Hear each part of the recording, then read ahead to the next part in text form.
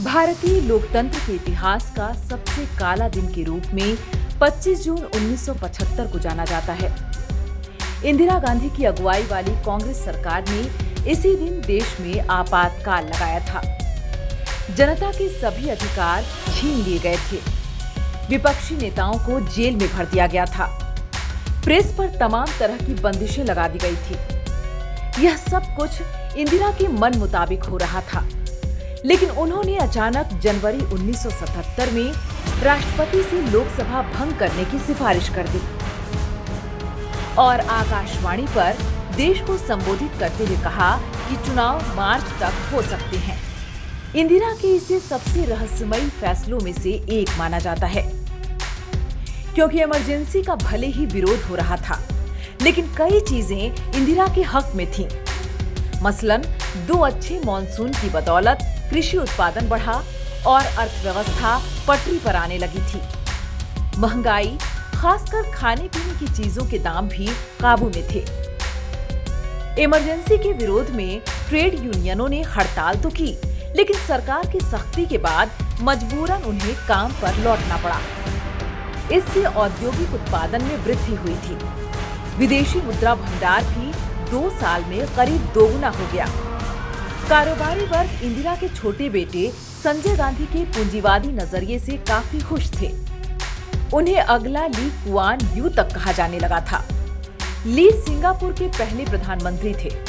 उनकी व्यापारिक नीतियों ने सिंगापुर को एक छोटे बंदरगाह से वैश्विक व्यापार का केंद्र बना दिया। इंडिया के व्यवसायी भी इसी कारण से संजय गांधी को ली कुआन यू कहते थे। विपक्षी दल भी करीब 1.5 साल की कैद से टूट गए थे। यहाँ तक कि राष्ट्रीय स्वयंसेवक संघ भी लड़ाई छोड़ने को तैयार था। आरएसएस के 40,000 सदस्यों को जेल में डाल दिया गया था। उनके परिवार के सामने भूखों मरने की नौबत थी। नवंबर 1976 में माधवराव मुले, दत्तोपंत ठेंगड़ी और मोरोपंत पिंगले के नेतृत्व में आरएसएस के 30 से अधिक नेताओं ने इंदिरा गांधी को पत्र लिखकर वादा किया कि अगर संघ के सभी कार्यकर्ताओं को जेल से रिहा कर दिया जाए तो संघ आपातकाल का समर्थन करेगा। कई धर्मनिरपेक्ष और समाजवादी नेताओं ने भी आपातकाल में कुछ ढील के बदले इंदिरा का विरोध न करने की बात कही। यहाँ तक कि डीएमके यानी द्रविड़ मुनेत्र कड़गम ने कहा कि वह इंदिरा के खिलाफ आवाज नहीं उठाएगी, जबकि इंदिरा ने तमिलनाडु में डीएमके सरकार को बर्खास्त कर दिया था। यहाँ तक कि संजय खुद अगले 3 दशक तक चुनाव नहीं कराने का मन बना चुके थे। इंदिरा ने भी 5 जनवरी 1976 को संसद से बिल पास करवाकर लोकसभा का कार्यकाल 5 साल से बढ़ाकर 6 साल करवा लिया था। ऐसे में सवाल उठता है कि जब अधिकतर चीजें इंदिरा के हक में थीं, तो उन्होंने 18 जनवरी 1977 को लोकसभा भंग कर चुनाव की घोषणा क्यों की? कुछ सियासी जानकारों का मानना है कि इंदिरा अपने छोटे बेटे संजय की राजनीतिक महत्वाकांक्षा से डर गई थीं। आपातकाल के पीछे भी संजय की ही सोच जिम्मेदार थी। उन्होंने आपातकाल में जबरन नसबंदी वाला कार्यक्रम भी चलाया। इसमें करीब 60 लाख लोगों की नसबंदी की गई। अफवाह फैलने लगी कि नसबंदी कराने से हजारों लोग मर गए या फिर नपुंसक हो गए। इससे इंदिरा के खिलाफ जोरदार माहौल बन गया। इंदिरा को लगने लगा था कि अगर इमरजेंसी लंबे वक्त तक रही तो वह सब कुछ खो देंगी। वहीं चुनाव की सूरत में बेशक सत्ता उनके हाथ से चली जाएगी, लेकिन वापसी का रास्ता हमेशा खुला रहेगा। इसका पता इंदिरा और उनके प्रिंसिपल सेक्रेटरी पृथ्वीनाथ धर की बातचीत से चलता है। उन्होंने कहा, मैं इमरजेंसी खत्म करने जा रही हूँ। अब नए सिरे से चुनाव होंगे। मुझे पता है कि मैं यह चुनाव हार जाऊंगी, लेकिन यह ऐसा फैसला है जिस पर अमल करना मेरे लिए बेहद जरूरी है। इंदिरा ने पृथ्वीनाथ को हिदायत भी दी कि जब तक वह चुनाव का आधिकारिक ऐलान न कर दें, यह बात किसी को पता न चले, यहाँ तक कि उनके बेटे संजय को भी नहीं। इंदिरा के इमरजेंसी खत्म करने की एक वजह विदेशी दबाव को माना जाता है। आपातकाल लगते ही इंदिरा कई बड़े विदेशी नेताओं से निजी तौर पर मिलने पहुंची। उन्हें समझाया कि उनके लिए इमरजेंसी लगाना क्यों जरूरी हो गया था। उन्होंने ज्यादातर देशों को आयात की बड़ी खेप का ऑर्डर देकर अपने पक्ष में कर लिया। जगुआर विमानों का बड़ा ऑर्डर देकर इंदिरा ने ब्रिटेन को खुश रखा। ब्रिटेन की तत्कालीन प्रधानमंत्री मार्गरेट थैचर ने यहाँ तक कह दिया था कि इमरजेंसी ने वैश्विक मंदी के बीच महंगाई से निपटने में भारत की मदद की, लेकिन फिर भी दबी जुबान में इंदिरा की आलोचना हो रही थी। पश्चिमी मीडिया भी भारत से जुड़े अपने पूर्वाग्रह के चलते इंदिरा के खिलाफ मुखर था। 15 अगस्त 1975 को द टाइम्स ऑफ लंदन ने एक फुल पेज एड छापा। इसका टाइटल था, आज भारत का स्वतंत्रता दिवस है, भारत के लोकतंत्र की रोशनी को बुझने मत दीजिए। इस एड के जरिए जयप्रकाश नारायण को रिहा करने की मांग भी की गई थी। इसका भुगतान भी फ्री जेपी कैंपेन ने किया था।